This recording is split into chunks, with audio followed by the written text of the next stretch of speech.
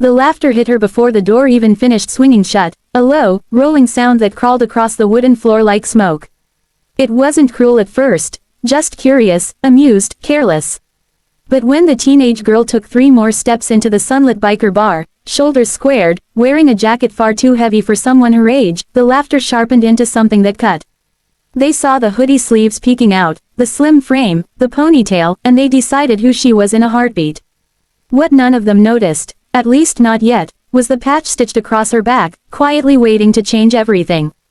If you believe stories like this matter, stories about kindness, second chances, and quiet strength, take a moment right now to like this video, comment your thoughts, share it with someone who needs hope, and subscribe to the channel and stories. Your support keeps these stories alive. Her name was Mara Collins, and she had almost turned around the moment the laughter started. The instinct was sharp and familiar, like touching a hot stove. She had felt it in school hallways, at bus stops, even in grocery lines when people looked too long at her worn shoes or her too old backpack. But today was different. Today, the light coming through the front windows was warm and steady, and it reminded her why she was there. The bar was busy even though it was barely past noon, sunlight catching dust in the air and glinting off rows of parked motorcycles outside. Engines ticked softly as they cooled, and the smell of fuel mixed with coffee and fried food. This place had always been loud, always intimidating, even when she used to wait outside years ago, tracing shapes in the dirt. The jacket felt heavier with every step. It was black leather, cracked in places, softened in others, carrying the weight of decades. The words Iron Wolves curved across the back in thick white stitching, and beneath it, an eagle spread its wings. At the bottom, stitched with the same careful thread, were the words founding member, and a small square patch that read 1971. Mara had cleaned it the night before, running her fingers over every stitch, remembering how those same fingers had once been held by someone much bigger, much stronger, guiding her as she learned to walk. Wearing it felt like standing inside a memory.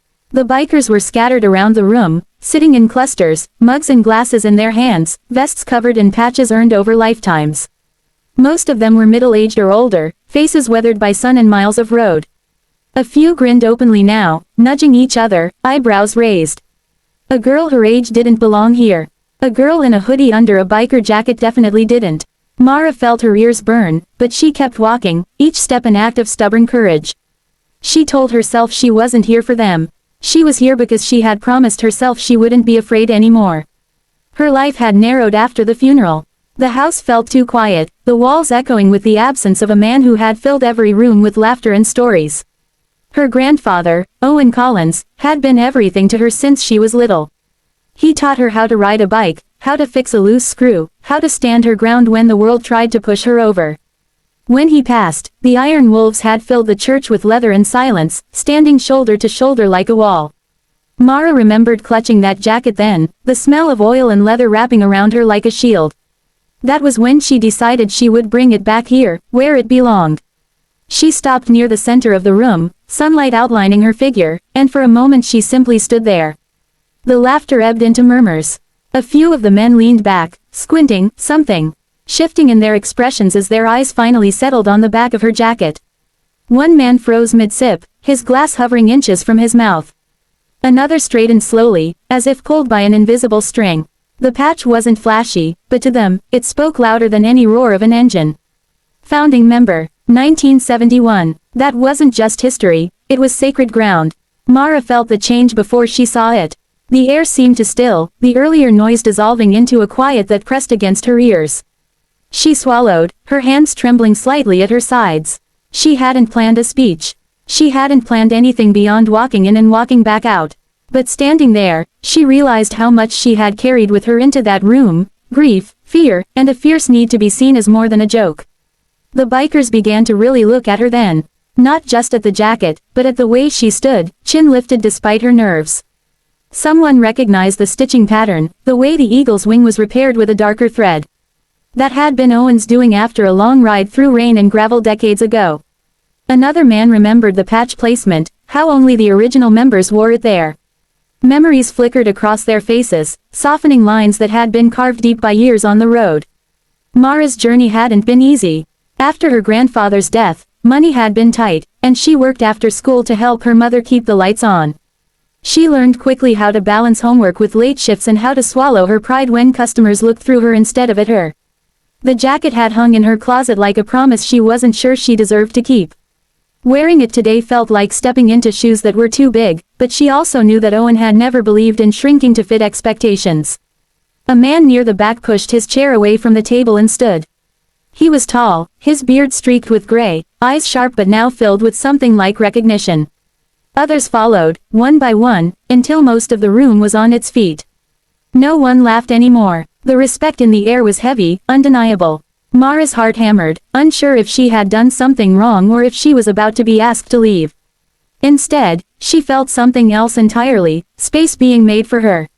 The sun shifted as clouds passed outside, casting moving patterns across the floor. The room, once so intimidating, now felt like it was breathing with her.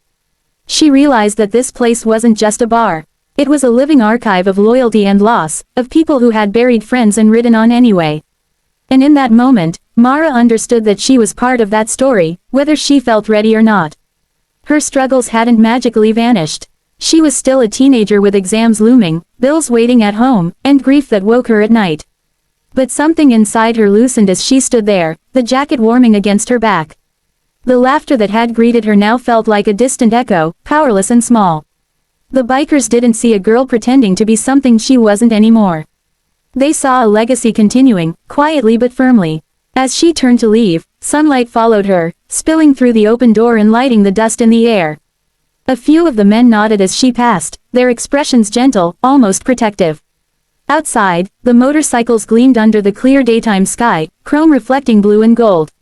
Mara paused, breathing deeply, letting the moment settle. She hadn't come to prove anything, but she was leaving with something priceless, validation that her grandfather's world hadn't disappeared with him.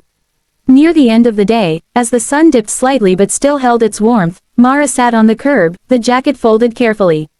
Beside her, she thought about how laughter could turn into silence, and how silence could turn into respect, all because of a story stitched into leather. She knew there would be other rooms, other moments where people underestimated her. But she also knew now that courage didn't always roar. Sometimes it just walked forward and let the truth reveal itself. If this story stirred something in you, if it reminded you of someone you've lost or a moment when you found your strength, please take a second to like this video, share it, and leave a comment. Your engagement tells us these stories matter. Before the very end, we have a special request for you. Comment the word respect if you believe kindness and legacy can still change hearts. Mara stood up as the afternoon light stretched long shadows across the pavement. She slipped the jacket back on, feeling its familiar weight settle around her shoulders. This time, it didn't feel too heavy. It felt exactly right.